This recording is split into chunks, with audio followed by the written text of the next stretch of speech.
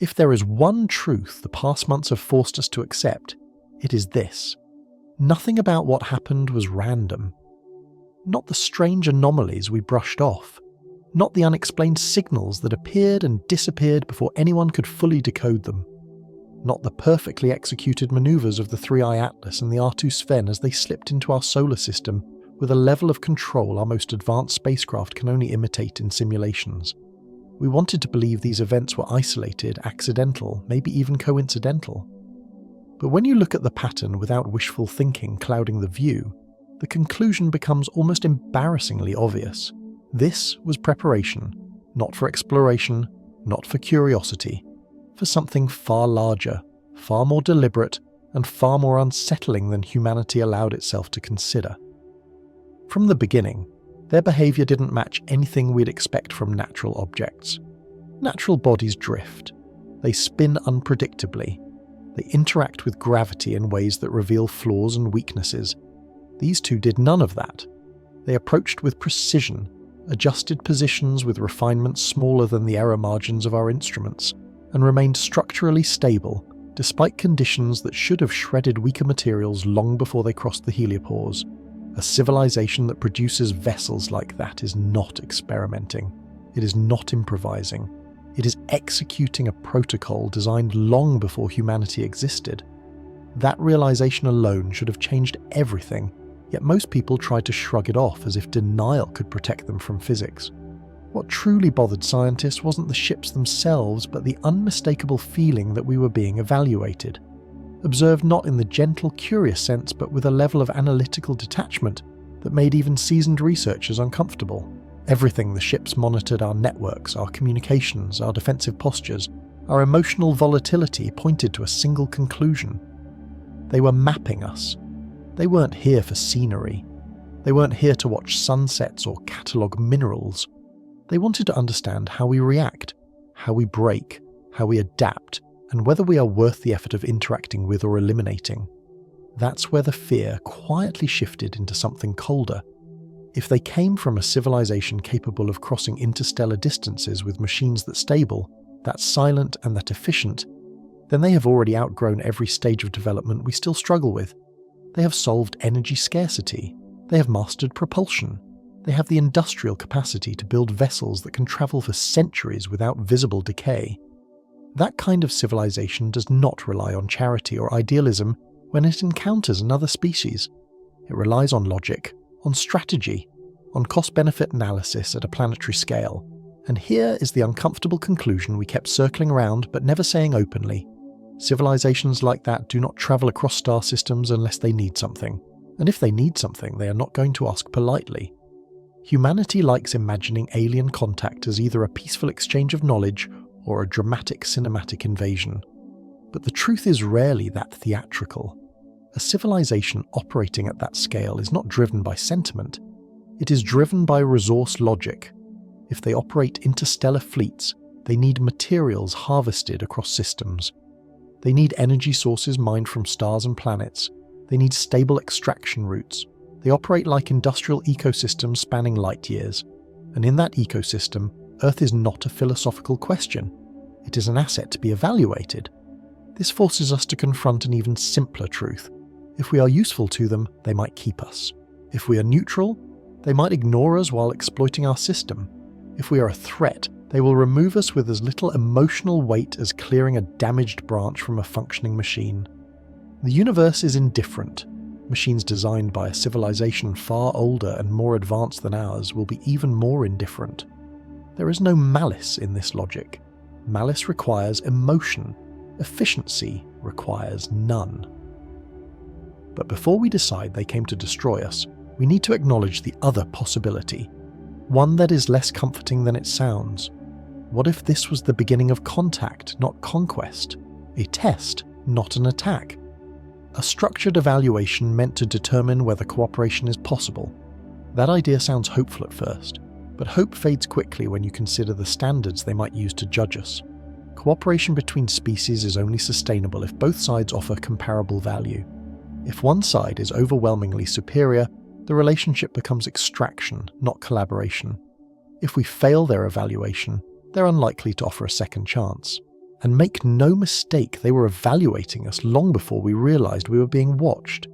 Every panic wave on social media, every contradicting government response, every scientific argument leaked or misinterpreted, every erratic shift in global sentiment, every sign that our species fractures under pressure instead of uniting.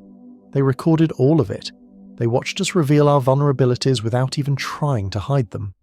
What frightened analysts the most wasn't the ship's physical presence, but how they behaved after observing us. Neither vessel acted impulsively, neither attempted contact, neither responded to signals. They simply monitored and adapted, adjusting their positions with surgical precision. That discipline suggested protocols, and protocols mean purpose.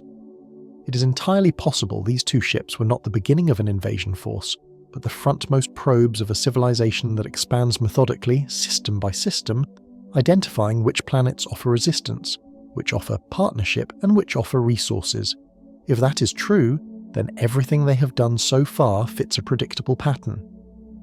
Evaluate intelligence, evaluate stability, evaluate potential usefulness, evaluate whether the species can be absorbed into an interstellar economic chain, or whether it must be removed to simplify resource extraction.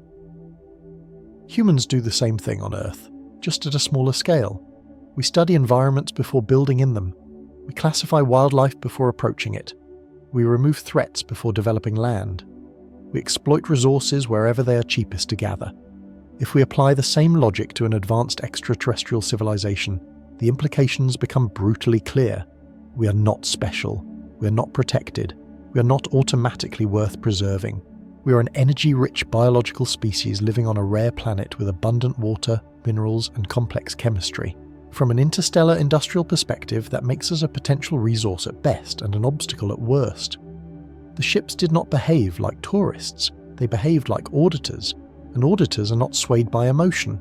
They are swayed by outcomes. Which leaves us facing a question that is both thrilling and terrifying. What outcome did we show them? Was our chaos interpreted as creativity or fragility?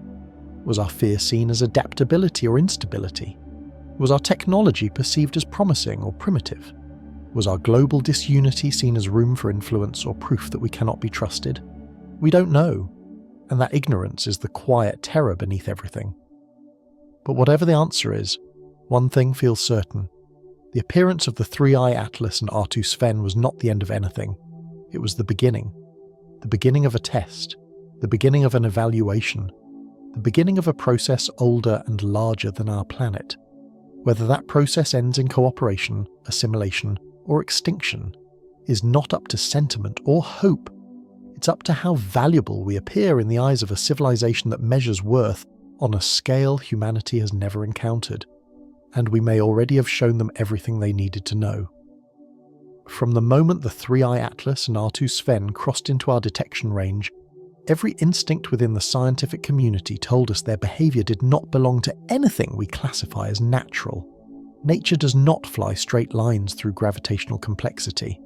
Nature does not adjust velocity in increments so small that our instruments struggle to detect them.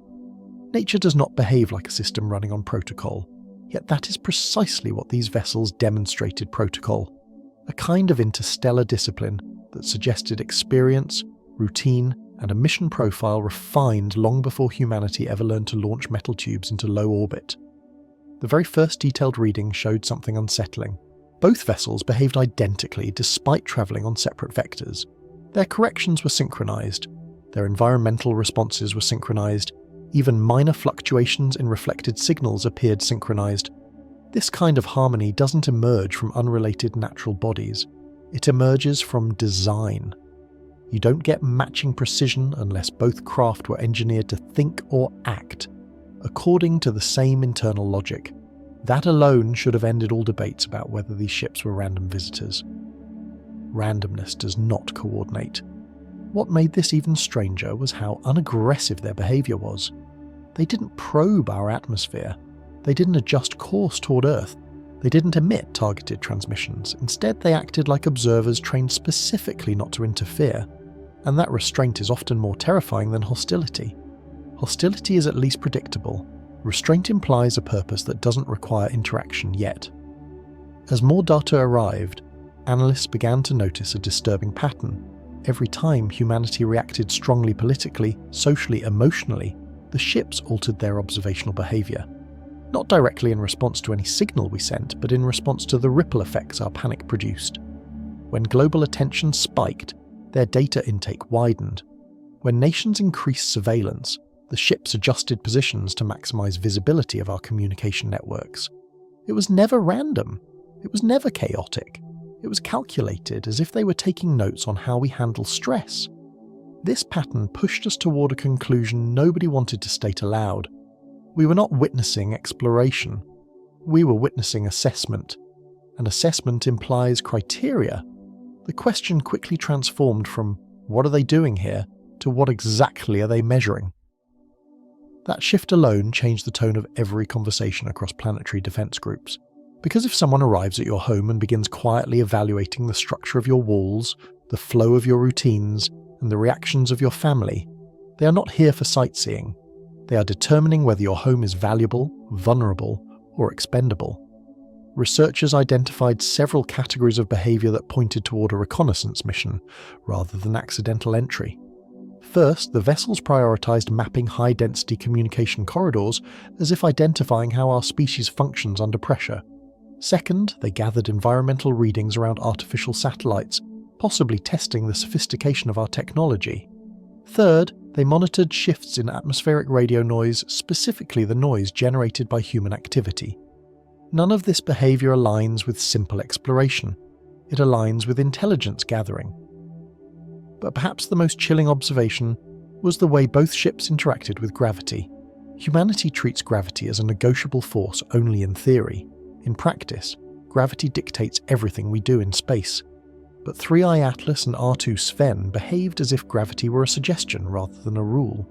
Their paths adjusted with the kind of elegance that suggests a deep familiarity with stellar systems. A species that can manipulate trajectories with such mastery is a species that has outgrown planetary confinement long ago. This brought scientists to a conclusion that felt both inevitable and horrifying.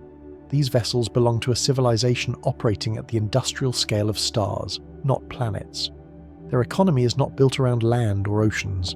It is built around systems harvesting energy from suns, mining resources from moons, tapping into chemical reservoirs across asteroid belts. A civilization like that does not think in terms of local politics or moral philosophies. It thinks in terms of efficiency, sustainability, and risk. And when such a civilization encounters a younger species, every interaction becomes transactional. Which raises the uncomfortable but necessary question, what does humanity offer them? If they wanted hydrogen, they could extract it more efficiently from gas giants. If they wanted metals, they could mine asteroids rich in nickel and iron without dealing with inconvenient atmospheres or biological ecosystems. If they wanted water, Europa and Enceladus offer billions of times more than Earth. So what makes Earth unique? The obvious answer is life, but life is only valuable if it is useful, and usefulness is determined by adaptability, intelligence, stability, and cooperation. This is where the tension deepens. Humanity is intelligent, yes, adaptable, absolutely, but stable, cooperative, predictable. Our global reactions to the arrival of the ship suggest the opposite.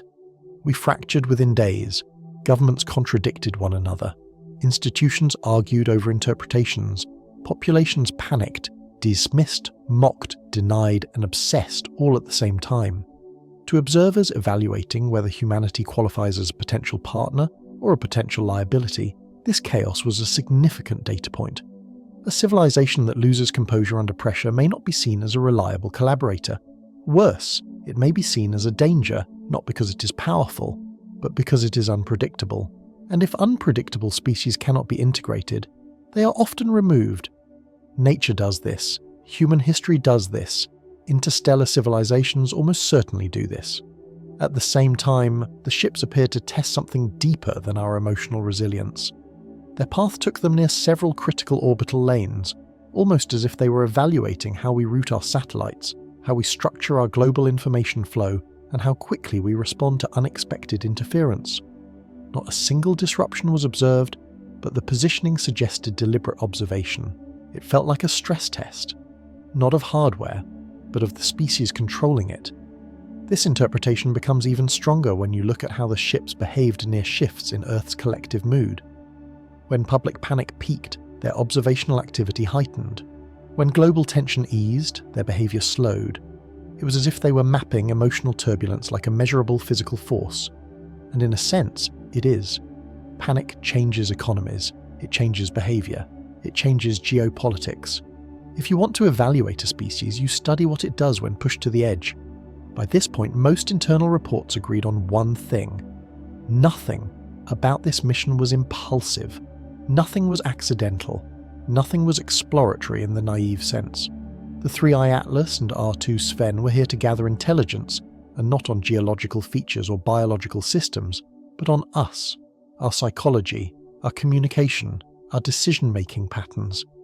They wanted to know how we behave in confusion, how we adapt to uncertainty, and how predictable our collective mind is under pressure. Some analysts found a shred of optimism in this. If they are evaluating us, maybe cooperation is possible. Maybe they are determining whether we qualify for some form of cosmic partnership. But even this hopeful interpretation carries sharp edges. Partnerships in advanced civilizations are not built on equality, they are built on utility. And if we are not useful, the outcome becomes far less pleasant. Others took a more pragmatic view. If they are here to prepare the ground for something larger, whether contact or conquest, then everything they are doing makes sense. No species launches starfaring vessels without long-term objectives, and no civilization capable of crossing interstellar distances makes decisions lightly. If this is preparation, then the real event has not yet begun. And that is the thought haunting every scientist, analyst and leader, watching the ships move with impossible precision. What we have seen so far is not the mission, it is the scouting phase. The opening chapter, the testing ground, the calm before a decision that humanity may not be ready to understand. The next part of this story moves from behaviour to purpose, because once you accept that the ships are operating under a unified goal, the question becomes not, what are they doing, but what happens next? And that, brother, is where things turn even darker. The deeper analysts dug into the behaviour of 3I Atlas and R2 SVEN. The more one idea kept resurfacing like an unwanted truth. These vessels were not just gathering environmental information or mapping orbital mechanics. They were studying us with clinical precision, the way a mature civilization studies a variable it cannot easily categorize.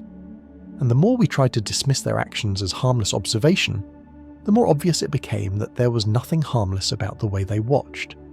They monitored not our strength, but our reactions, not our achievements, but the fractures between them, not our unity, but our fragility. They were learning who we really are, not who we pretend to be. Every civilization that survives long enough to cross interstellar distances will understand the importance of reconnaissance. You do not invest enormous resources into sending vessels across the void without first ensuring that whatever you find will not jeopardize your development. A species that mines planets, harnesses stars and manages energy at cosmic scales cannot afford surprises. They must evaluate every encountered system with the same cold precision as a surgeon evaluating tissue before an operation. And unfortunately for us, humanity is the tissue. This is why their reconnaissance cut deeper than surface-level observation. They didn't simply monitor our atmosphere or measure our radiation signatures. They tapped into the structure of our digital communication. Not hacking, nothing that crude. They didn't need to. The emotional patterns of a species reveal themselves through noise, not through secrets. Peaks in misinformation, bursts of fear responses, rapid swings in public sentiment, geopolitical tension, sudden drops in institutional trust. These are signals stronger than any encrypted message. They show vulnerability. They show unpredictability. They show whether a species is capable of functioning under pressure without collapsing into chaos. And from their perspective, chaos is not just a problem, it is a liability. What unsettled researchers most was how deliberately the ships exposed us to stress. Not directly, nothing aggressive or obvious, but indirectly, through their silence, their precision, their indifference. They never answered signals. They never adjusted course in response to our actions. They never reacted emotionally because emotion is a human trait. But their behaviour forced us to react. And every reaction we had, panic, denial, confusion, speculation, became data. cold, measurable, analyzable data. It's easy to forget that from the perspective of a civilization capable of interstellar travel, behavior is more important than biology. Biology tells you what a species is. Behavior tells you whether that species is worth engaging with. And as each global reaction rippled through networks, governments, media, and institutions, the ships simply observed. Patient, silent, recording everything we revealed inadvertently. This is why some analysts began proposing that the ships weren't here to decide whether to conquer or communicate. They were here to determine whether humanity could survive contact. Not physically we could withstand a handshake or a laser equally, but psychologically, socially, systemically. Could we handle the existence of a species so far beyond us without collapsing under the weight of our own fear? Based on the data visible at the time, the answer was unclear, and unclear outcomes are dangerous outcomes. Meanwhile, another aspect of the ship's reconnaissance remained consistently overlooked by the public, but not by scientists. The vessels showed a persistent interest in our defensive structures. Not weapons, they had no need to measure primitive explosives. Not armies, they could see our military patterns from orbit without difficulty. Instead, they observed the layers we rarely think about: our information defenses, our energy distribution networks, our orbital infrastructure, our redundancies, and our weaknesses in response coordination. These are the systems that determine whether a species can withstand disruption, not attack, but disruption. And disruption is the first tool any advanced civilization uses when evaluating a planet. One scientist worded it bluntly in a private briefing. They aren't asking if they can destroy us. They're asking how long it would take and how much effort it would require. No dramatics, no flourish, just the unemotional logic of resource management. Because for a civilization running on interplanetary logistics, efficiency is more important than dominance. If a species is cooperative, you recruit it. If a species is chaotic but useful, you supervise it. If a species is unpredictable, unstable, or obstructive, you remove it with minimal energy expenditure. This is not cruelty, it is calculus. Some argued that we might be overthinking, that maybe the ships were simply performing a standard survey. But standard surveys do not study emotional response curves. They do not synchronize observational activity with public panic cycles. They do not analyze the fragility of institutions under pressure. They do not compare satellite communication delays before and after public announcements. These behaviors point to a reconnaissance mission aimed not at geography or resources, but at psychology. This led to the most unsettling possibility of all. Maybe they weren't here to study Earth itself. Maybe they were here to study how Earth responds to them. And that means we were not passive subjects, we were participants in a test we never agreed to take. Viewed through that lens, their silence becomes a feature, not an oversight. If they spoke to us directly, we would cling to their message instead of exposing our natural reactions.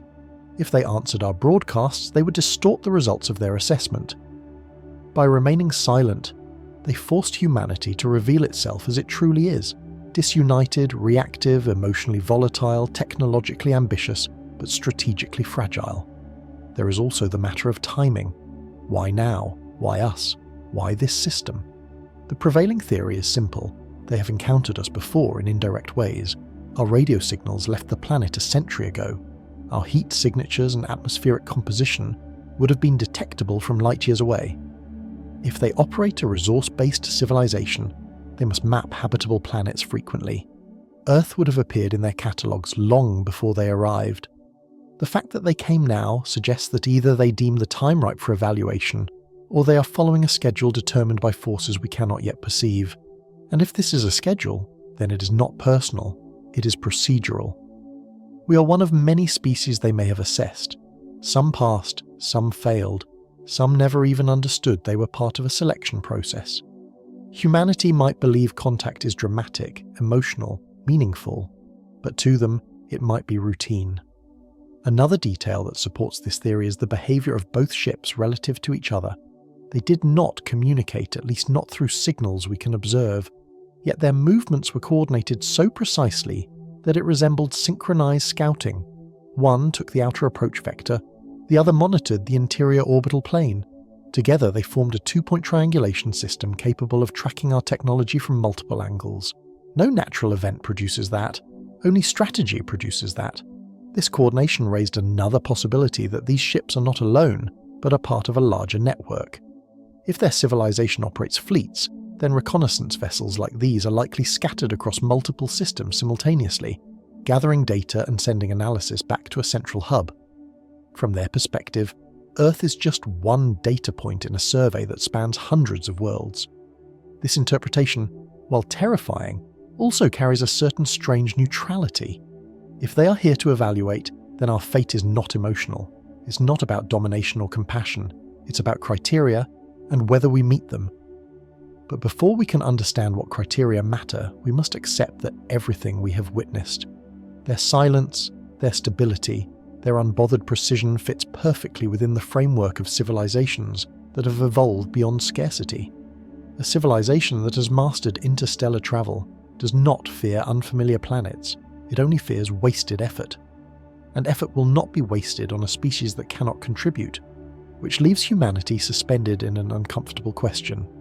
Are we a future partner, a resource node, or an obstacle? The next part pushes deeper into that logic, because everything they've done so far hints at a truth more difficult than invasion and more subtle than contact. They are here to determine where we belong in their universe. If there is one idea that experts eventually reached, quietly, reluctantly, behind closed doors, it is that a civilization capable of sending vessels like 3I Atlas and R2 SVEN across interstellar distances is almost certainly a civilization that has evolved beyond planetary economics. Such a species wouldn't think in terms of borders or nations or continents. They would think in terms of resource flows across systems, energy extraction efficiency, manufacturing cycles that span centuries, and logistical routes that rely on stars rather than cities. To them, a single world is not a home. It is a node in an industrial web so vast we can barely conceptualize it. This kind of civilization does not expand randomly. It expands because expansion is necessary for its survival. And once you reach that level of development, you stop asking philosophical questions about whether you should engage with a newly discovered species. You ask practical ones. Are they a threat? Are they a resource? Are they neutral? Can they be integrated? Or will they resist integration? There is no malice behind these questions. Malice is emotional, this is calculation. From this perspective, the arrival of the ships begins to make sense. They didn't act as scouts searching for new territory. They acted as surveyors evaluating a system that has probably been on their maps for longer than we've had electricity. Their goal wasn't discovery, it was quality control. And we unfortunately are part of that quality assessment. Once you see this framework, everything falls into place. Their interest in our communication networks, their analysis of our panic cycles, their monitoring of our orbital infrastructure, their silence in response to our broadcasts, their perfect navigation through gravitational fields, all of it aligns with the needs of a civilization evaluating whether Earth is compatible with their existing structure. But the more unsettling realization comes when you ask what such a civilization actually wants. Advanced interstellar societies rarely operate on curiosity alone. Curiosity might send out the first explorers, but it does not sustain fleets. Fleets require purpose. Purpose requires economy. And economies on this scale require resources that planetary civilizations like ours cannot even measure properly. Imagine a species that has mastered star-level energy extraction. For them, planets are not sacred environments, they are raw materials, metals, volatiles, isotopes, water, biomass, gravitational gradients, magnetospheres. Everything becomes a resource. Not because they are destructive, but because their scale of operation demands it. If you run a civilization that spans multiple systems, you must balance countless energy equations. You must replace matter lost to manufacturing. You must fuel ships that travel light years. You must maintain infrastructure that lasts longer than entire human civilizations. In that context, Earth is not a home. It is an asset. And humanity is not a protected species. We are a variable. This doesn't automatically imply hostility. A species capable of such technological mastery likely understands the value of cooperation. Intelligent life is rare. Capable life is even rarer. If humanity offers something unique: creativity, adaptability, innovation, then cooperation becomes a logical choice. But if humanity offers nothing they need, or worse, becomes a source of risk, then the logical choice becomes removal or containment. and logic does not hesitate. When analysts reached this conclusion, a strange tension formed. Some believed cooperation was possible, others believed exploitation was inevitable. And a few, the ones who studied cosmic economics deeply, proposed a darker possibility. These ships might not be here to evaluate whether we can join them. They might be here to evaluate whether Earth can be harvested without compromising stability in their supply chain. That theory sounds dramatic until you remember how humanity treats resources on Earth. We log forests, we mine mountains, we redirect rivers, we extract oil from the ocean floor, we remove obstacles that stand in the way of development. From our perspective, these actions are normal, necessary, natural, but to the species affected, they are catastrophic. Scale changes morality. Perspective changes meaning. A civilization that processes resources at the scale of systems will not hesitate to extract from a planet if doing so benefits their survival. And if an intelligent species stands on that planet, the species becomes part of the equation. Either a partner, a tool, or a casualty. This cold reasoning is not comfortable to think about, but it is essential if we're going to understand what the ships might be preparing for, because a species that operates at this level does not approach another star blindly. They approach with purpose, and when purpose is unclear, we must look at patterns. Their reconnaissance was not random. It was targeted at areas of human vulnerability, psychological instability, communication breakdown, fragmented leadership, technological inconsistency. To them, these are not flaws, they are parameters. If humanity is to be integrated, these weaknesses will guide how integration occurs. If humanity is to be managed, these weaknesses will determine the method. If humanity is to be removed, these weaknesses will determine the strategy. The deeper analysts went, the more they realized something even more troubling. The ships were not studying our strengths. They already understood our strengths from orbital observation energy production, engineering capability, digital infrastructure, satellite networks. Strengths are predictable, strengths follow rules, but weaknesses reveal how a species can be controlled, and if they are evaluating control, then contact is not going to be a peaceful conversation. It is going to be a structured introduction, with predetermined outcomes based on what they observed.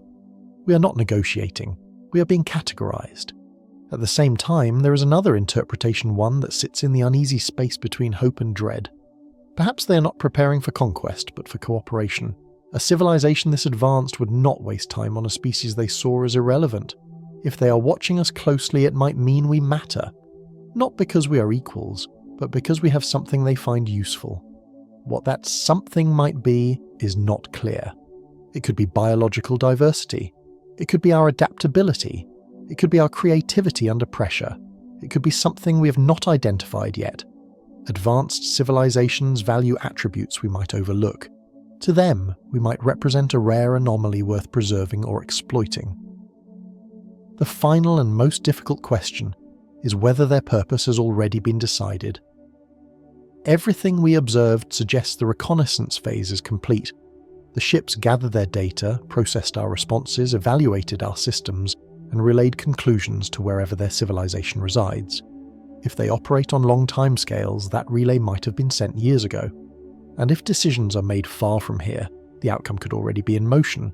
We might be living in the moment before something larger arrives. Another ship, a fleet, a communication node, a harvesting structure, or something we cannot name because we have no frame of reference for it. And when it arrives, whatever happens will not be an emotional event. It will be procedural, just as their reconnaissance was procedural. Humanity likes to imagine cosmic encounters as stories with heroes and morals, but the universe is not a storyteller, it is an engine. Civilizations do not grow by accident. They grow because they outcompete, outmaneuver and outlast those that cannot keep up. If 3i Atlas and R2 SVEN are products of such a civilization, then everything they do, every silence, every maneuver, every observation, is a reflection of their evolutionary success. And that success might come at our expense. But before accepting doom, we must recognize the alternative. Maybe this is our opportunity. Maybe the evaluation was not meant to identify our weaknesses for exploitation, but to understand whether we can survive integration into a larger cosmic community. Maybe everything we fear about them is simply the discomfort of seeing ourselves through the eyes of a species that has surpassed us in every measurable way. Whether this leads to cooperation, assimilation, or extinction will depend on what they saw in us, and what they saw may be more honest than what we are willing to admit. The further we progressed in analysing their behaviour, the harder it became to pretend that 3i Atlas and R2 SVEN were conducting anything resembling peaceful discovery. Exploration has a recognisable signature. It is tentative, curious, scattered. It drifts, pauses, samples, adjusts course unpredictably, and attempts contact at least once. But these vessels displayed none of that. Their movements were too optimized, their observational routines too systematic, their silence too strategic. They didn't behave like visitors discovering something new, they behaved like inspectors evaluating something familiar. This raised a possibility that many experts avoided for as long as they could, because of how uncomfortable it was. What if Earth is not the first inhabited world they have encountered? What if we're not a unique discovery, but part of a long list of planets assessed using the same protocol? When you begin to view their actions through that filter, the pieces fall into place. Their silence is not mystery, it is standard. Their precision is not impressive, it is expected. Their indifference is not arrogance, it is efficiency. And their patience is not restraint. It is the calm of a species that has performed this exact procedure many times before. A civilization with interstellar reach does not improvise when meeting new species. It follows guidelines, frameworks, protocols crafted over centuries to prevent miscalculation, and those protocols likely classify species into categories based on behavioral stability, technological usefulness, and potential threat. If that is true, then humanity is currently occupying one of these categories, though, which one remains unclear. What is clear is that we are being measured against criteria we never asked for and do not fully understand. At this point, scientists had to confront a foundational truth about interstellar economics. A civilization capable of operating fleets across the gulfs between stars cannot allow instability to enter its resource chain. Instability is expensive. Instability disrupts extraction schedules. Instability introduces risk into transport routes.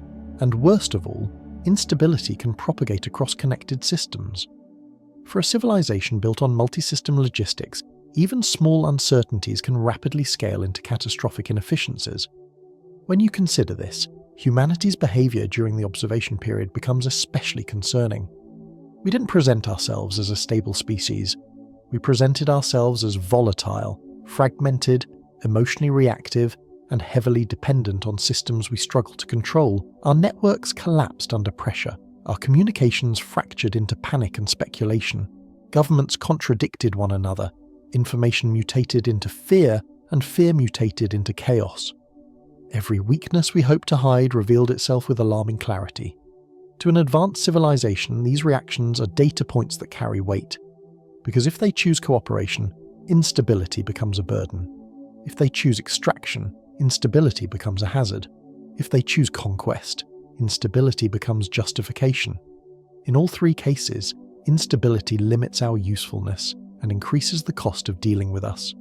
And in a universe driven by physics and efficiency, higher costs rarely favour the weaker party.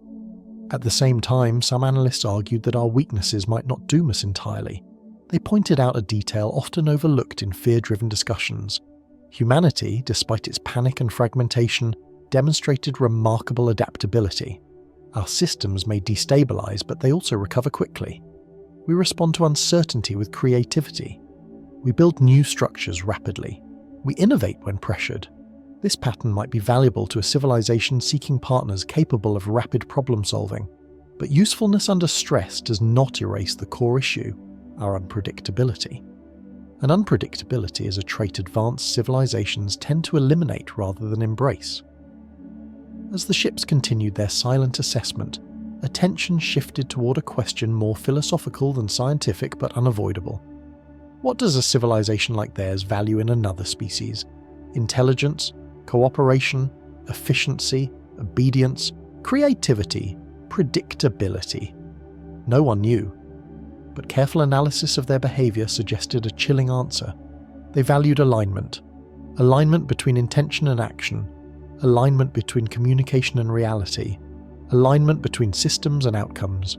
Humans, sadly, are not aligned. We say one thing and do another. We plan for unity and then fracture into factions. We demand stability and then destabilize ourselves. To them, this inconsistency must look like a warning sign. Another detail that captured researchers' attention was their refusal to interfere. If they wanted to dominate us, they could have signaled power immediately. If they wanted to destroy us, they could have done so effortlessly. If they wanted to cooperate, they could have opened lines of communication. But they did none of these. Their silence wasn't ignorance or oversight. It was assessment. A species as advanced as theirs likely understands the psychological consequences of direct contact. They know how fragile a developing civilization can be. They know premature communication can destabilize lesser species. So instead of speaking, they watched. They waited.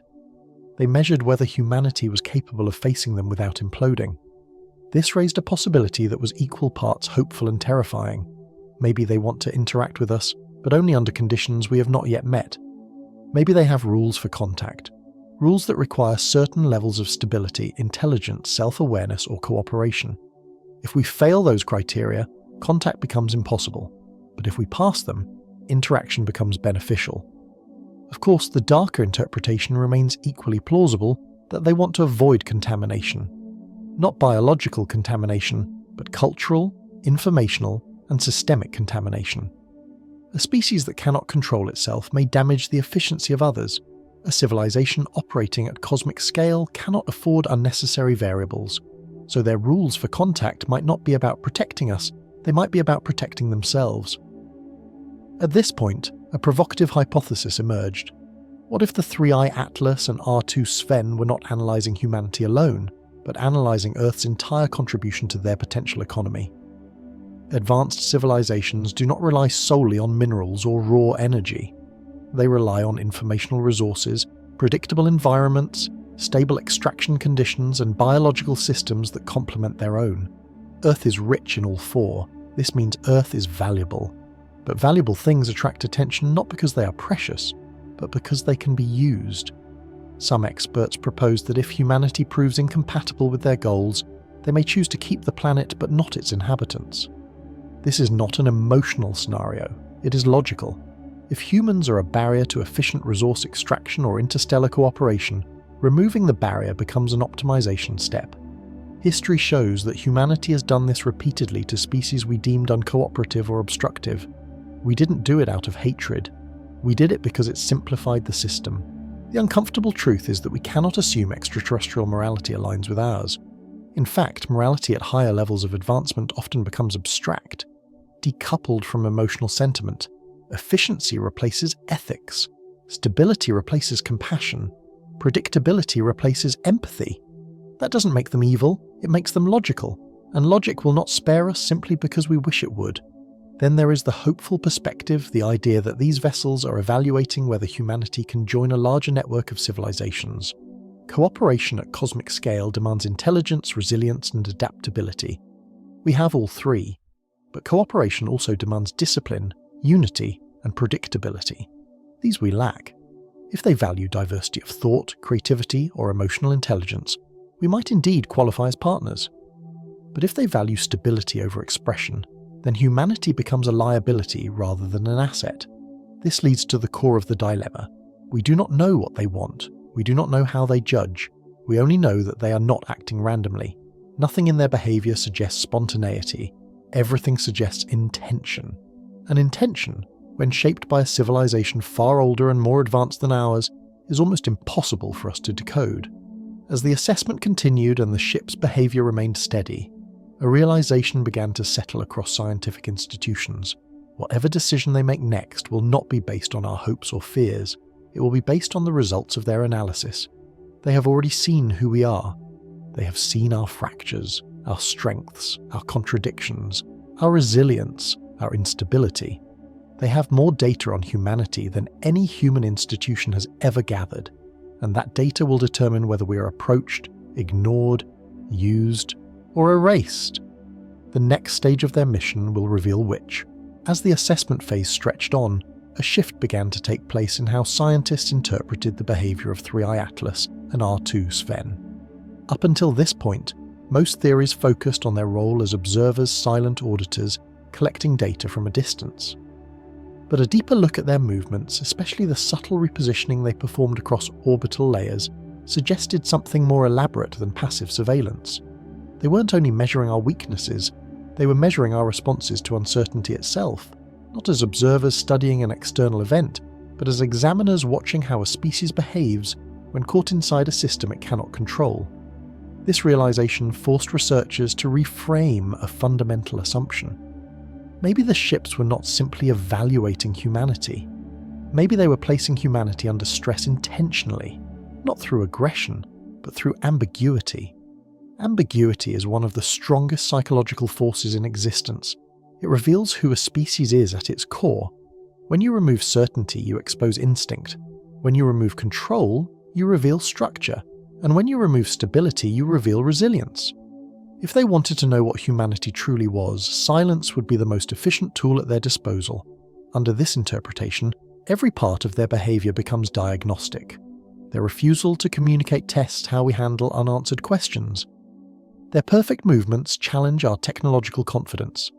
Their observational patterns test how quickly we adapt to being watched. Their detachment tests whether we can unify under pressure or collapse into factional fear. And their persistence tests how long we can operate under existential uncertainty before our systems begin to break down. The troubling part is not that we were being tested, it's that we didn't know the criteria. Without knowing the rules, we had no idea whether we were passing or failing. Our panic cycles, our political fragmentation, our desperate attempts to interpret their silence, these might have been indicators of instability in their evaluation. Or, alternatively, they might have been exactly what they expected from a species at our developmental stage. We couldn't know. All we could do was react, and they studied every reaction with the same calm precision as a physician monitoring a patient's vital signs. At the same time, analysts noticed something else about the ships. Their behavior shifted slightly depending on global events. It was never dramatic, never obvious. But when humanity reached peak anxiety, their observational posture widened. When humanity grew briefly unified, such as during major coordinated announcements, the ships narrowed their field of data intake as if focusing on the quality of our cooperation.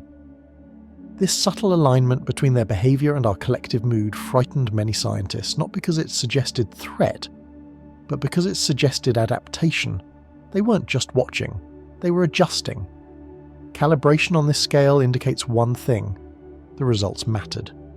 Meanwhile, global intelligence communities tried to determine whether these vessels were acting autonomously or receiving guidance from a distant command structure. Their responsiveness implied some degree of autonomy, but the synchronization between the two ships suggested a shared directive, a common mission, a unified goal. Whether that goal was beneficial or hostile remained impossible to determine, but no one could deny that the operation was structured. Structure implies planning, planning implies purpose, and purpose implies outcome. As these discussions grew, another layer of interpretation emerged, one rooted not in fear, but in strategic logic. What if the ship's goal was not to determine whether humanity should be destroyed or integrated, but something more complex? To determine how humanity would behave in a future of shared cosmic space. If an advanced civilization intends to expand its sphere of influence, encountering younger species becomes unavoidable.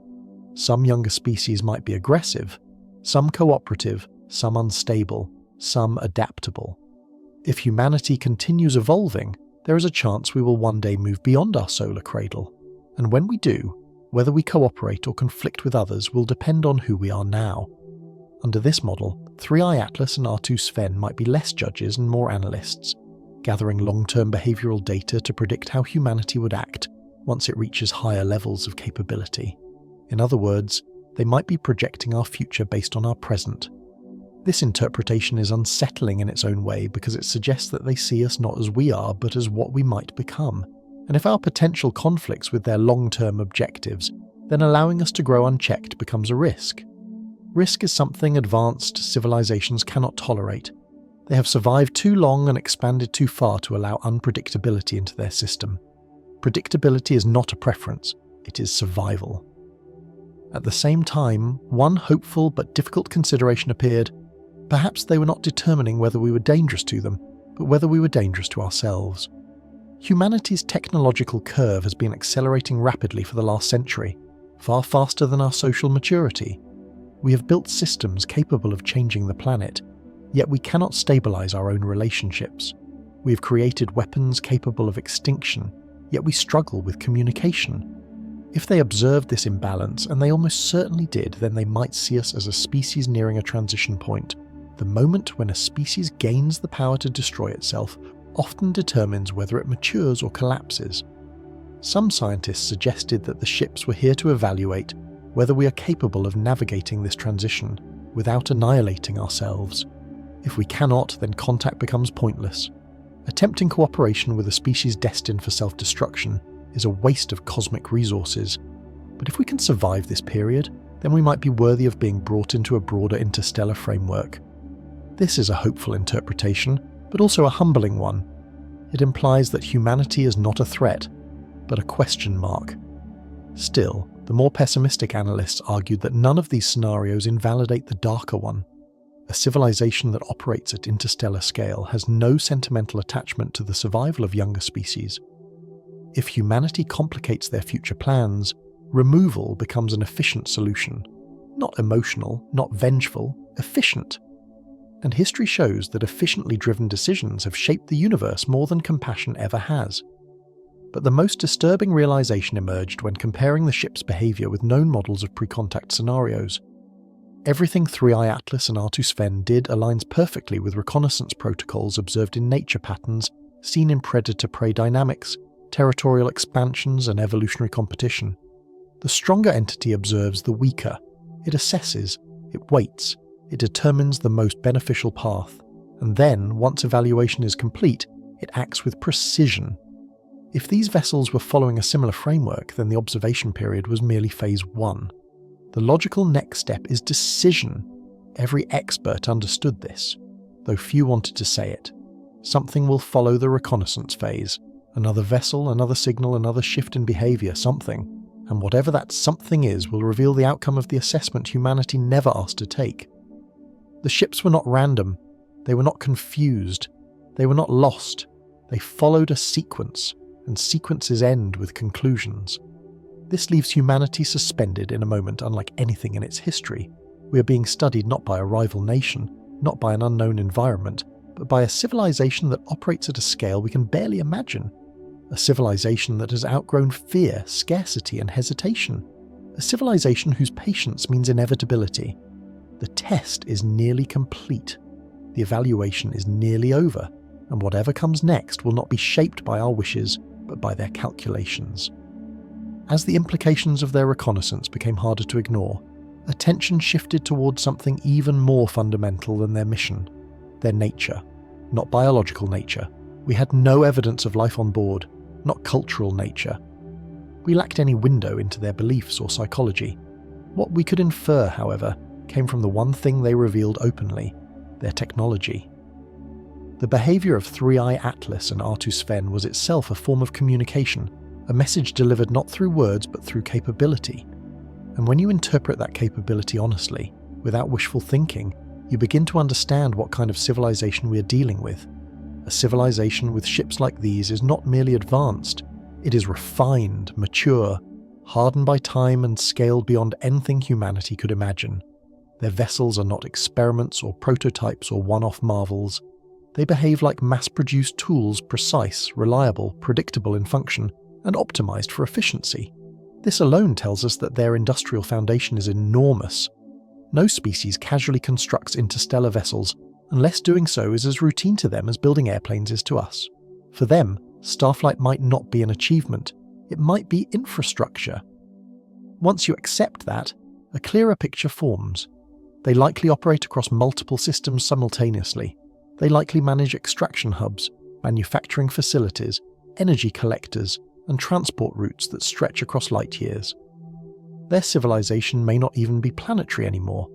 It may exist as a web of orbital platforms, asteroid foundries, megastructures, and travelling fleets that move wherever resources demand them. In such a structure, planets like Earth are not sacred, they are inventory. This shift in perspective is crucial. Humans instinctively imagine aliens as explorers or conquerors because those concepts fit within familiar stories. But explorers seek knowledge, conquerors seek dominance. Industrial civilizations seek efficiency. And efficiency has no emotional layer. It does not hate what it destroys. It does not love what it preserves. It simply optimizes. If optimization requires cooperation, cooperation becomes strategy. If optimization requires assimilation, assimilation becomes policy. If optimization requires extraction, extraction becomes inevitable. This is not storytelling. This is math. And the arrival of 2 reconnaissance vessels in a synchronized pattern suggests that Earth is now being evaluated for its place within this larger system. The terrifying part is that we do not know whether our place is beneficial or expendable. Another key detail emerged from the ship's behavior that strengthened this interpretation. They avoided unnecessary risk at every stage. They maintained stable distances. They made adjustments only when they enhanced observational accuracy. They never approached Earth closely enough to be misinterpreted as threatening, and yet they never retreated far enough to suggest disinterest. This balancing act conveyed a single message. They were in control. They did not fear us. They did not need us. They did not consider us capable of altering the outcome. Their restraint revealed our insignificance. And yet, despite this imbalance, some scientists noted something unexpected. The ships never acted wastefully. Every maneuver had purpose. Every shift in position correlated with measurable changes in humanity's emotional or informational landscape. They collected data, but they did so with a minimal footprint, as though respecting the integrity of their experiment. This is not compassion, it is methodology. If you want accurate measurements, you do not contaminate the environment. Which leads to another unsettling idea. Humanity is not the subject of this assessment. We are the sample. Our planet is the environment, and the true objective might be to understand whether Earth, not humanity, fits into their larger economic system. If humanity complicates that outcome, their decision becomes easier. The question then becomes, what outcomes are possible? A few analysts adopted the optimistic scenario. If Earth presents a unique set of biological or environmental conditions valuable to their civilization, they might choose cooperation. We provide data, cultural perspective, creative problem-solving, and biological diversity. They provide stability, knowledge, and integration into a wider cosmic framework.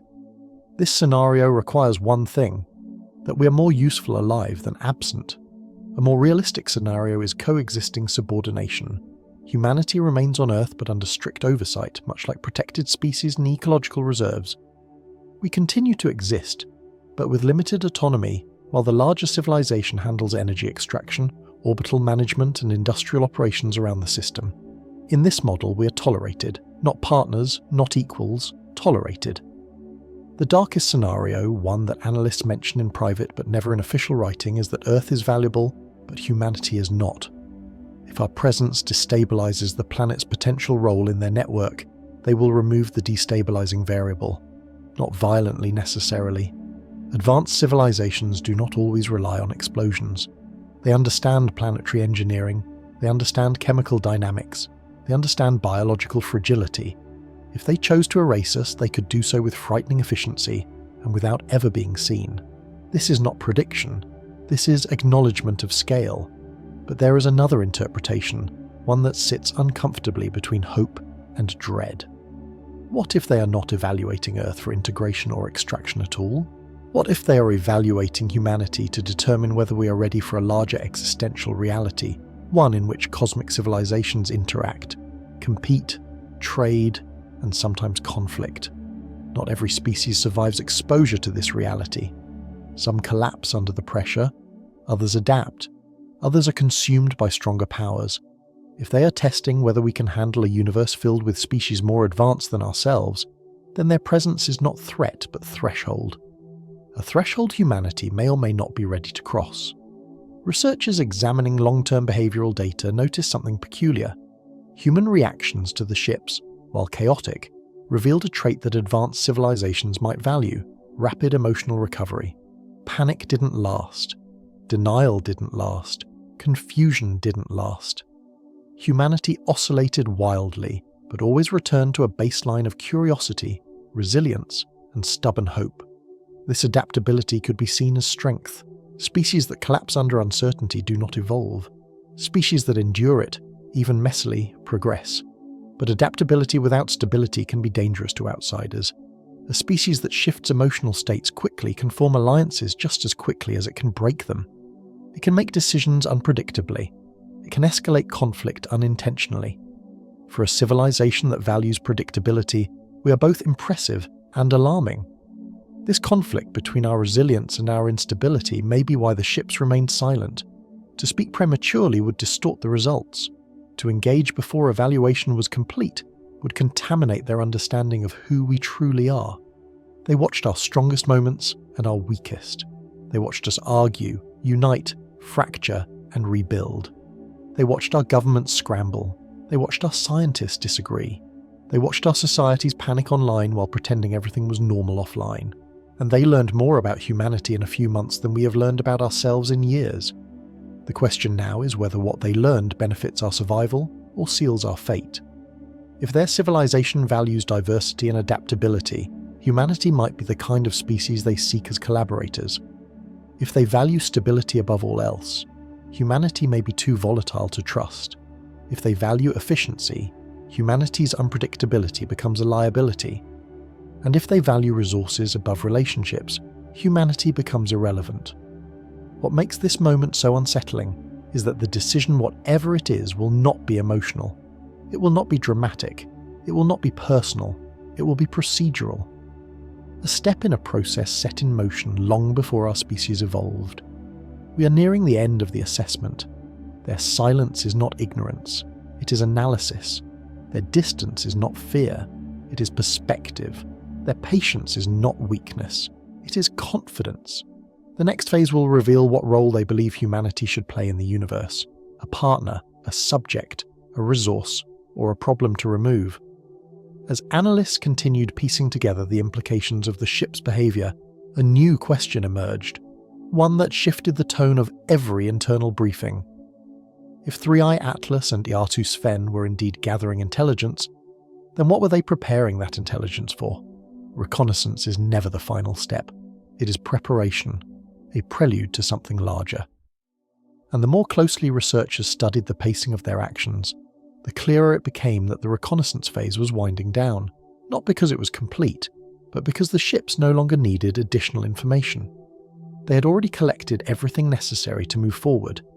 That realization struck harder than any trajectory update. Humans fear the unknown, but what we truly fear is the moment when the unknown begins transforming into event. The behaviour of the ships hinted that they were transitioning into the next phase of whatever protocol guided them. Their movements became more intentional, more focused. They were no longer scanning broadly, they were refining, zeroing in, organising the data they had collected into patterns we could not see but could feel through their posture. Some scientists proposed that this refinement signalled an impending departure. Others argued it meant the opposite, that they were positioning themselves for the arrival of something larger. Both interpretations carried weight, and neither was comforting. A departure might suggest that their evaluation was complete, and that they didn't need to remain physically present for whatever came next. An arrival might suggest that their presence was only a temporary forward team, not the decision-makers, but the preparers. The latter theory gained traction as researchers began comparing their behaviour to known patterns in terrestrial systems. In biology, advanced predators rarely engage directly. They send scouts, sniff the environment, assess risk, determine prey behaviour, and then withdraw just before the main event. In military operations, reconnaissance units do not linger after gathering intelligence. They move aside so forces with actual objectives can step in. In resource extraction industries, survey teams are the first to appear, but never the ones who ultimately perform the work. These analogies were unsettling because they all pointed to the same structure: evaluate first, act later. If this pattern held, then the presence of 3i Atlas and SVEN was not a standalone event. It was phase 1 of a multi-phase process, and phase 2 was coming. But before jumping to the idea of fleets or colonization units, analysts considered another possibility, one that required a more nuanced understanding of interstellar civilization. What if action did not mean aggression? What if contact itself required preparation? A civilization as advanced as theirs would not risk direct communication with a species that might misinterpret signals, panic, or self-destruct under psychological pressure. If the ships were testing humanity's stability under stress, then perhaps they needed to determine whether we could survive the emotional impact of contact without unraveling.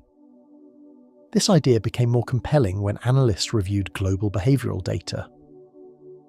Humanity demonstrated catastrophic volatility during the observation period, but it also demonstrated rapid recovery cycles. Even after panic spikes, society returned to functional patterns quickly. This resilience could be a requirement.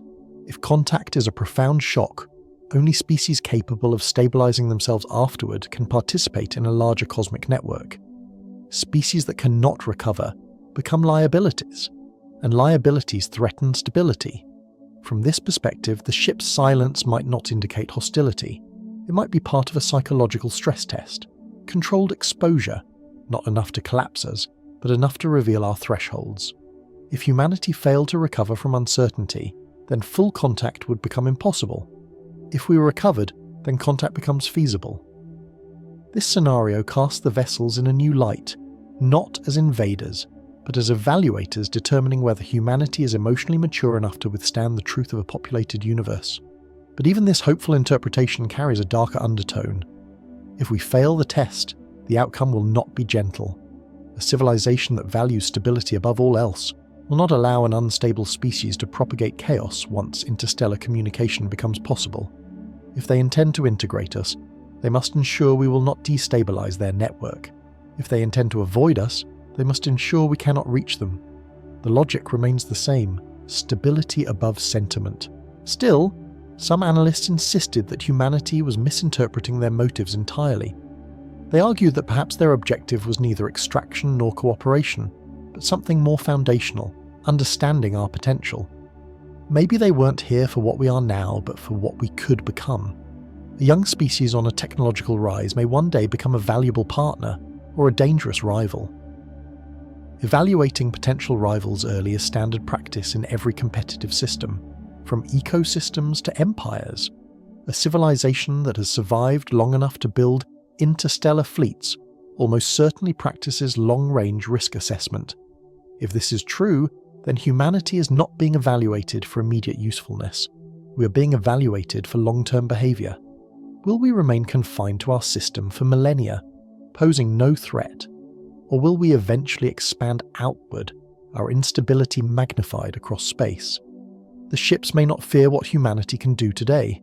They fear what humanity might do in 1,000 years if left unmonitored. This interpretation gained traction as analysts examined the precision of their data collection. They focused heavily on communication patterns, decision-making structures, conflict responses, and emotional dynamics traits that shape future behavior far more than current capability. A technologically weak species can become dangerous if it evolves unpredictably. A technologically strong species can remain harmless if its psychology favors stability. Humanity sits uncomfortably between these two states, technologically ambitious but psychologically volatile. From their perspective, this makes us a wild card, and wildcards must be evaluated with extreme caution. Meanwhile, another school of thought emerged, not pessimistic, not optimistic, but deeply unsettling in its neutrality. It suggested that humanity was misinterpreting the entire situation by assuming that their actions revolve around us. What if they are not here for humanity at all? What if their mission involves something within our solar system energy mapping, gravitational study, extraction planning, and we are simply an unexpected variable within their workspace? Under this model, they are not assessing us for partnership or conquest. They are assessing whether we will interfere with whatever they are planning to do. To them, Earth might be a construction site, and we are standing in the way of heavy machinery. If this interpretation is correct, then the ships are not evaluating our worth. They are evaluating our compliance. A species that reacts with fear and unpredictability to their presence becomes a barrier. A species that remains stable and manageable may be left alone while they perform their operations. Again, not a moral judgment, a logistical one, but the darkest interpretation arose from a comparison between their behavior and known evolutionary patterns. In complex ecosystems, apex predators rarely show their full capabilities. They remain calm, quiet, observant and efficient. They do not attack immediately. They test, they measure, they probe. And once they understand the environment, they strike only if necessary. If unnecessary, they simply move on, leaving no trace of their evaluation. The resemblance between this pattern and the behaviour of 3i Atlas and R2 SVEN is deeply uncomfortable. The vessel showed no fear, no hesitation, no aggression, and no waste. They behaved exactly like apex entities navigating a lesser system.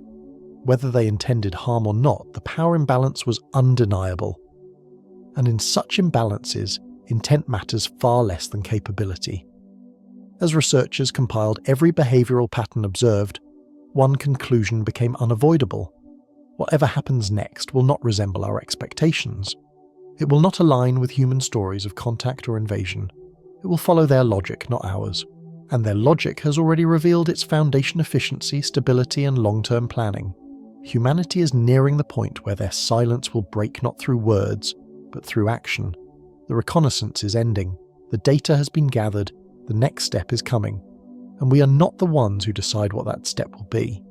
As humanity tried to make sense of the ship's intentions, another pattern began emerging, one that forced analysts to think beyond immediate danger or cooperation. It was the pattern of what the ships didn't do. For months, they had every opportunity to demonstrate dominance. They could have interfered with satellites, jammed communication lines, altered trajectories, or created atmospheric displays that would overwhelm our senses. But they chose none of those actions. Their silence was not passive, it was intentional, and the longer the silence lasted, the clearer it became that they were reserving something like a teacher, withholding the answer to a question because the process of struggle reveals more than the solution ever could.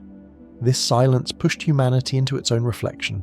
We measured ourselves not by what the ships did, but by how we reacted in the vacuum of information. And what we revealed was unsettling even to us.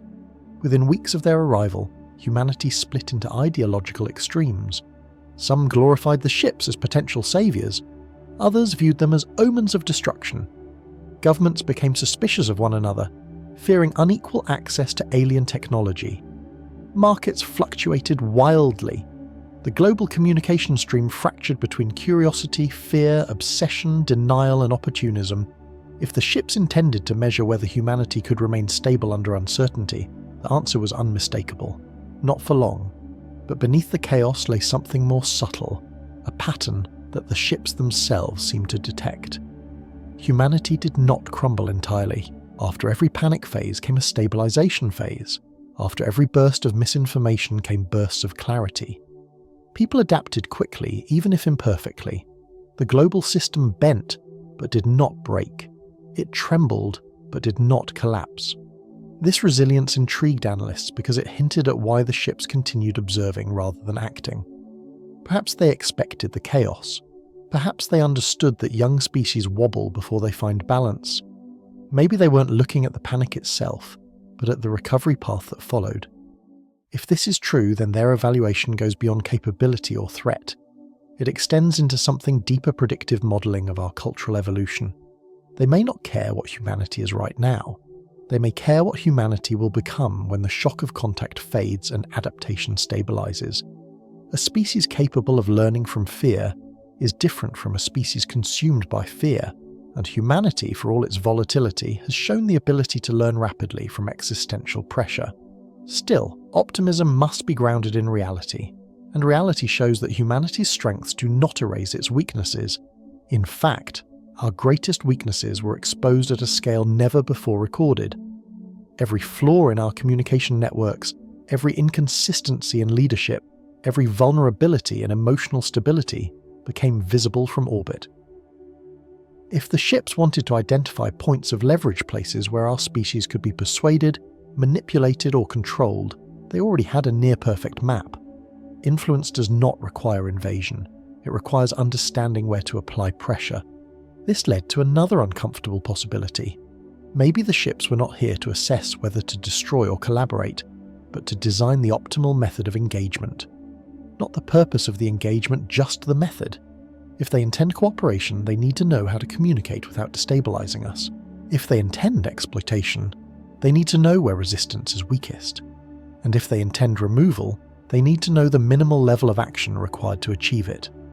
Under this framework, the silence is no longer a test, it is calibration. And this calibration appears to include more than humanity's social behaviour. Analysts noticed that the ships repeatedly focused on regions of Earth that produce complex electromagnetic patterns, large urban centres, high-activity networks, industrial hubs. It was as if they were mapping not just our biology or psychology, but our collective energy footprint. Advanced civilizations often operate on principles of energetic optimization. A species' worth can be measured by the efficiency of its energy use, the stability of its infrastructure, and its ability to sustain growth without self-destruction. On that scale, humanity presents a mixed picture.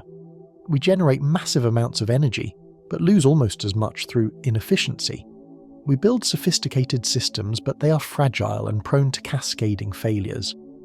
We innovate rapidly, but with little long-term planning.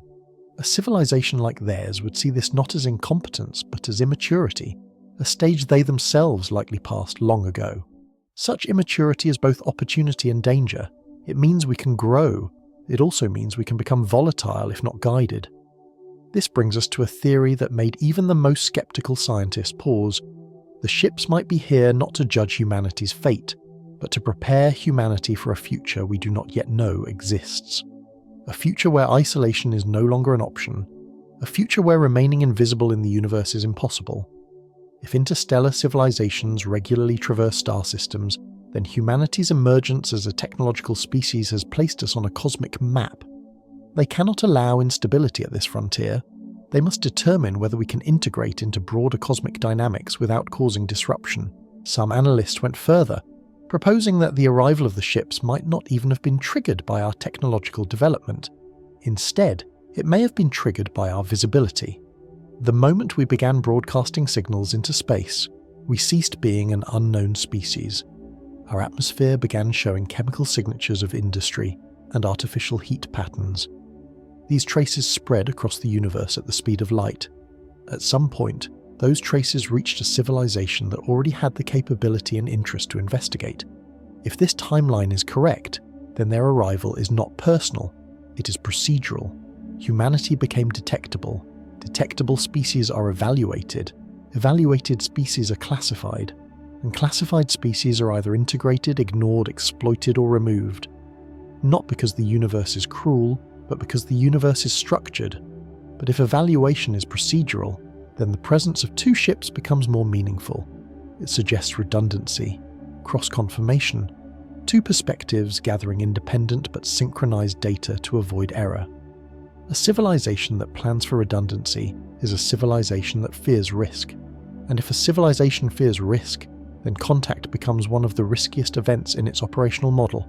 They must know us thoroughly before deciding how to proceed. This leads to the most disquieting possibility yet, the idea that the ships are preparing a report, not metaphorically, literally. A structured data package summarizing humanity's behavior, capabilities, weaknesses, stability metrics, environmental conditions, cultural parameters, and threat projections. This report would be sent to whatever structure governs their civilization. That structure, whether a council, an AI core, a distributed hive, or something we cannot imagine, will make the actual decision. The ships do not decide. They gather, they measure, they observe, and once they finish, they move aside. Because something else arrives. This possibility changed everything for analysts. Suddenly, the silence was no longer mysterious. It was expected. The ships had no authority to act. They had no reason to communicate. Their mission was to prepare the groundwork for whatever phase comes next. Invasion, contact, negotiation, integration, extraction. Humanity cannot know, but the one consistent fact across all models is that reconnaissance is not the end, it is the beginning. The second question emerged naturally. Are we ready for what comes next? The honest answer is no. Humanity is not unified. Our systems are fragile. Our emotions are volatile. Our understanding of cosmic logic is primitive. And yet, despite all this, analysts noted something remarkable. Humanity survived the psychological weight of uncertainty. We adapted, we stabilized, We argued, panicked, recovered, and continued living. This resilience is not trivial. It is the same resilience that allowed the species to survive pandemics, wars, natural disasters, and existential fears. It might be the trait the ships were looking for, but resilience alone may not be enough. In the cosmic scale, survival is not about strength. It is about alignment. If our goals align with theirs, integration becomes possible. If they do not, conflict becomes inevitable, and conflict with a civilization like theirs is not war, it is termination. Humanity is standing at the brink of a decision that is not ours to make. The ships will leave their position eventually. Whether they leave physically or simply change posture is irrelevant.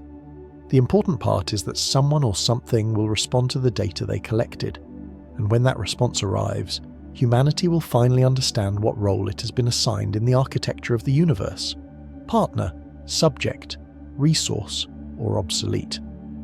Whatever we believe, whatever we hope, whatever we fear, it changes nothing. The evaluation is nearly over.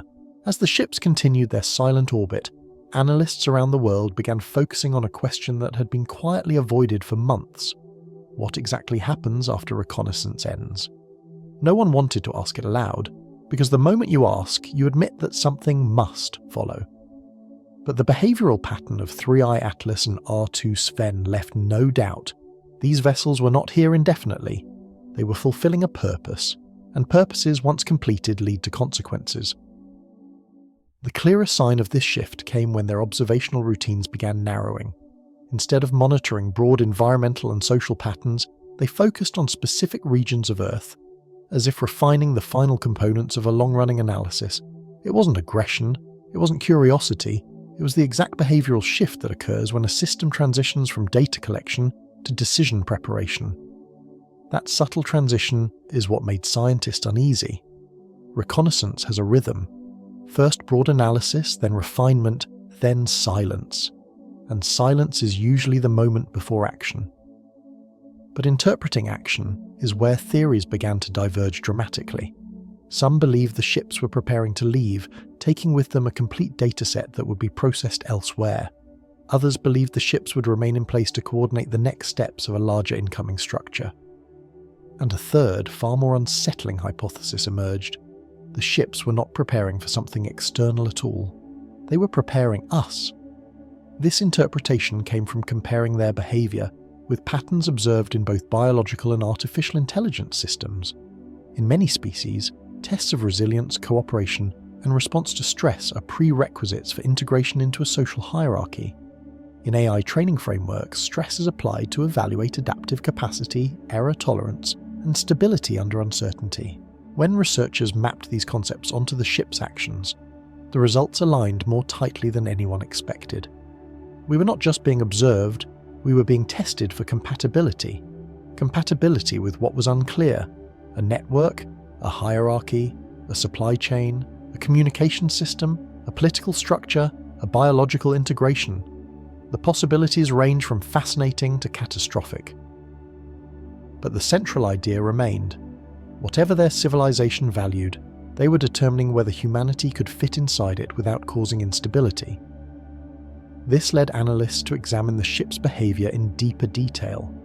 One pattern that stood out was their selective focus on certain human systems, energy grids, water distribution networks, digital infrastructure, transportation hubs. These are the veins and arteries of a civilization. If humanity ever becomes part of a larger interstellar economy, these systems would need to interface with external frameworks. The ship's focus suggested they were evaluating whether Earth's infrastructure could be adapted without causing systemic collapse. Another pattern was their attention to human decision-making cycles. They monitored how quickly governments responded to new information, how populations reacted to uncertainty, how experts recalibrated theories under pressure. These are traits that determine whether a species can function predictably within a larger network. A species incapable of coordinated decision-making becomes a liability. A species capable of rapid adaptation becomes an asset. In this context, humanity occupies an uncomfortable middle ground. We adapt quickly, but we panic easily. We innovate rapidly, but we argue constantly. We recover from stress, but we rarely learn from it. To a civilization evaluating us for integration, this inconsistency creates risk. risk they may or may not be willing to manage. One analyst described it bluntly during a private briefing. They're not deciding whether to attack us, they're deciding whether to include us, and whether we would corrupt their system if they do. The room fell silent. Not because the statement was dramatic, but because it fit everything observed so far. Civilizations operating at cosmic scale do not fear physical threats from primitive species. They fear contamination, cultural, informational, or systemic. Stability is the currency of the universe. Anything that threatens it must be controlled or removed. But removal does not necessarily mean destruction. It can mean isolation. It can mean containment. It can mean manipulation of development to ensure long-term compatibility. In some scenarios, it might even mean accelerating or stalling a species' evolution to align with the needs of a larger network. In this sense, interference becomes maintenance, and maintenance is not personal. The possibility that 3I Atlas and R2 SVEN were evaluating us for containment caused deep discomfort among global leaders. If humanity was deemed a destabilizing force, they might restrict our ability to expand beyond our solar system. They might impose boundaries we don't yet understand. They might ensure we remain invisible to other civilizations. Such actions would not require violence. They could be implemented through technological constraints, environmental edits, or long-term manipulation of our developmental trajectory. At the same time, the more optimistic analysts argued that containment was only one potential outcome. Another, perhaps more hopeful interpretation suggested that the ships were assessing whether humanity could become a contributor to interstellar cooperative networks. A civilization with our creativity, problem-solving ability and adaptability could be valuable if managed properly. The question was not whether we were worthy. The question was whether we were ready. Readiness became the focal point of many closed-door discussions, and readiness in this context meant something far more fundamental than technology. It meant psychological resilience, cognitive maturity, and social stability. It meant the ability to handle truth without collapse.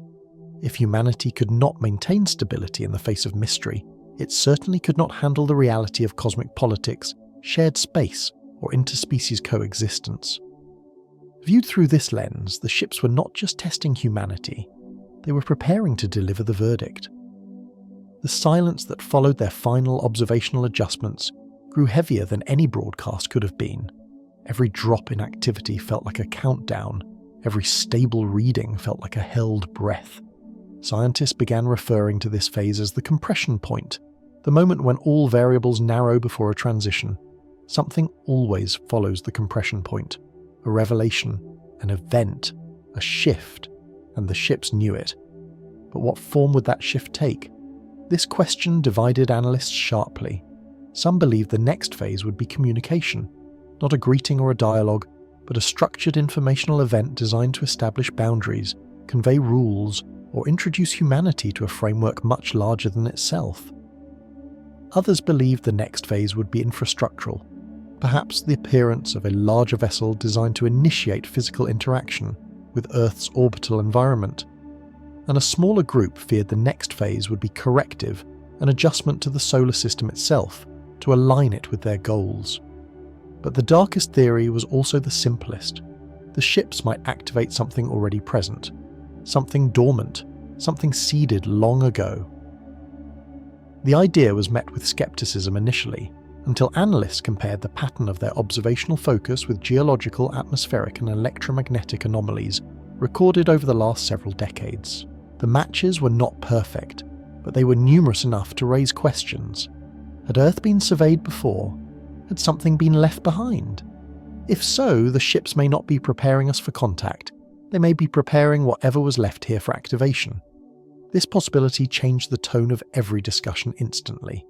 It suggested that what humanity experienced was not a first encounter at all, but a continuation of a slow-moving process spanning generations. A process we were only now becoming aware of. And if that was true, then 3I Atlas and R2 SVEN were not the beginning of our story with this civilization, they were the check-in point. Still, until they acted, all interpretations remained speculation. And speculation, as always, turned inward. Humanity began questioning its own future. Would cooperation elevate us or erase us? Would refusal doom us, or save us? Would we lose identity through integration or gain something greater than we ever imagined? The truth is that humanity stood on the brink of two futures, one expansive, one terminal, and we had no control over which direction the universe would push us. The ships continued drifting in perfect silence, perfect symmetry, perfect discipline. They were waiting for something, perhaps a signal, perhaps a threshold, perhaps the moment when humanity's self-assessment ran its course. Because one thing had become clear, they were not just evaluating us, they were observing how we evaluated ourselves, and soon the final phase would begin. As the final days of their presence unfolded, what unsettled analysts most was not any sudden action from the ships, but the growing certainty that the next phase, whatever it would be, had already been decided. The behaviour of 3i Atlas and R2 SVEN had shifted into a pattern that looked less like observation and more like a kind of orbital stillness, a steady state reached only when an evaluation is complete. They were no longer repositioning for data, they were holding formation, and holding formation is something systems do when awaiting instruction. Humanity sensed this even without official confirmation. Something in the global atmosphere changed not physically, but psychologically. Conversations grew quieter, predictions grew sharper, theories grew more polarized. It was the collective realization that waiting was almost over. The ambiguity that had defined the entire encounter was beginning to resolve, and resolution, in this context, carried as much threat as promise. One question dominated every strategic discussion. What exactly would arrive next? Would the sky fill with more vessels? Would a transmission appear across every frequency simultaneously? Would a structure materialize near Earth's orbit? Or would nothing visible occur at all, leaving us to interpret the ship's departure as either mercy or rejection? Each possibility carried different implications for humanity's future. None were comfortable. The truth, however, was more complex than any of these expectations. Advanced civilizations rarely operate with dramatic gestures. They do not descend from the sky in crowds. They do not broadcast in languages expecting comprehension. They do not move fleets when a single node is sufficient. Their efficiency is their language. The quietness of their actions is intentional. And their preference for subtlety is a sign of how far beyond us they truly are. This understanding created a new layer of tension. If the next phase was subtle, then we might not even recognize it when it begins. A shift in our atmosphere, a fluctuation in our magnetic field, a disruption in our satellite networks, a change in the behavior of the ships themselves. Any of these could represent action. And some analysts believed the action had already begun, just not in a way humans were trained to detect. Evidence for this idea began surfacing when scientists noticed minor disturbances in long-range communication arrays patterns, too faint to classify, but too structured to ignore.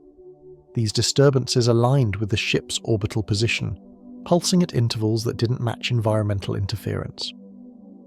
When analysts plotted the sequences over time, they resembled the earliest stages of a signal handshake. Not communication with us, but communication between the ships and something else. Something outside our detection range, something preparing to respond. The implication was obvious. The ships were reporting in, not periodically but conclusively. They were sending their final data package, a summary of everything they had learned, a verdict on humanity's stability, unpredictability, resilience, weaknesses, and developmental trajectory. Whatever entity governed their actions now had what it needed. The assessment phase was complete. And for the first time, the possibility of a coordinated response felt real. This realization fractured expert communities into two sharply opposed viewpoints. One group believed the response would be diplomatic in nature, an attempt to initiate controlled contact based on the results. They argued that humanity's resilience under pressure, rapid adaptation, and capacity for innovation made us a potential partner. The other group argued that our volatility, emotional instability, and inconsistent global coordination made us a liability. They suggested the response might aim to contain or neutralize us before we reached a stage where we could pose a risk to interstellar order. Both arguments had merit, both had data supporting them, and both painted humanity as fundamentally small compared to the forces evaluating us. But there was a third unsettling viewpoint, one that sat outside optimism or fear. It proposed that the ships were not reporting about humanity at all, but about Earth itself. Our planet has rare properties: stable water cycles, diverse chemistry, complex biospheres, and abundant mineral distribution. To a resource-driven civilization, planets like Earth are supply nodes. If their system requires new raw materials, Earth is valuable. And if Earth is valuable, the presence of humanity complicates extraction. The ships might have been determining whether our continued existence is compatible with the long-term use of the planet. This interpretation gained weight when analysts compared Earth's composition with models of interstellar manufacturing needs. Water becomes propellant, carbon becomes structural graphene, iron becomes industrial feedstock, biological compounds become chemical tools. Earth is a warehouse of everything a starfaring civilization might need, and humanity lives on top of it like an unpredictable tenant in the middle of a factory floor. If that is how they view us, their decision becomes simple. Still, the most unsettling conclusion came not from resource analysis or cultural speculation, but from behavioral logic. The ship's silence was not the silence of indifference, it was the silence of restraint. They did not act because action was not yet required. They did not intervene because intervention might alter the purity of the evaluation. They did not communicate because communication would distort our natural responses. Their distance, their patience, their refusal to react emotionally, these were indicators of a species that does not rush decisions. They plan in terms of centuries. Their strategies do not revolve around individuals or single events. They revolve around trajectories, and humanity's trajectory, our instability, our ambition, our volatility, our creativity, was being measured to determine whether it aligned with theirs. As observers waited for a sign, a strange calm settled across global institutions, not comfort but acceptance. The realization that humanity's future was now entwined with a civilization far beyond our understanding produced a kind of collective clarity, not defeatism, but recognition. We were not dealing with conquerors or saviors.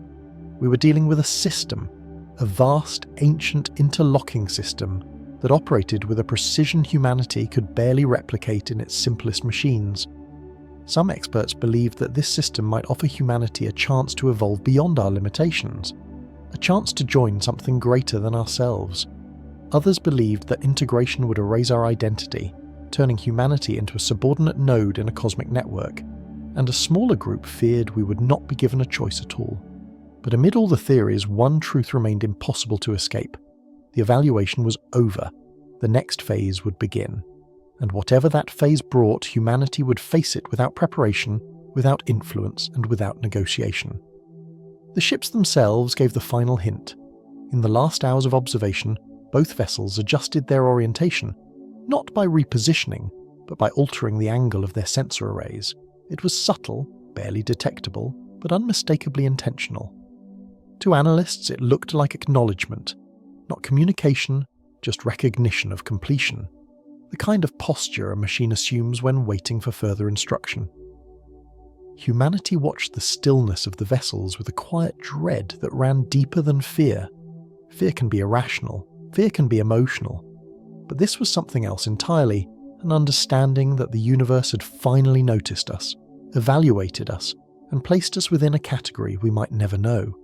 Contact might follow, invasion might follow, integration might follow, erasure might follow. But one thing was certain: whatever comes next will be shaped by a logic far older, larger, and colder than anything humanity has ever known. And for the first time in our species' history, the future would not be determined by human choice. It would be determined by them.